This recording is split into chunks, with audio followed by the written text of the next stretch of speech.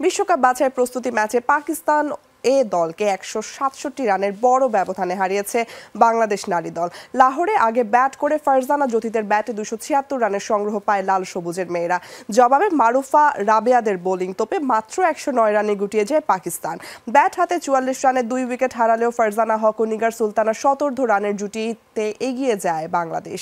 50 তুলেই ফারজানা উঠে গেলেও 70 রান করে থামেন জ্যোতি। শেষ দিকে দিলারা আক্তারের 29 আর জান্নাতুল ফেরদৌসের 46 রানের ক্যামিওতে বড় সংগ্রহ পায় টিম টাইগ্রেস। জবাবে শুরু থেকেই ধুঁকতে থাকা পাকিস্তান নিয়মিত বিরতিতে হারাতে থাকে উইকেট। মারুফা ফাহিমা রাবেয়াদের সামলাতে না পেরে 50-এর আগেই 5 উইকেট হারিয়ে বসে স্বাগতিকরা। 3 ব্যাটার ছাড়া কেউই ছুঁতে পারেননি 2 অঙ্কের ঘর। 39 ওভার 1 বলে অল আউট হয় পাকিস্তান।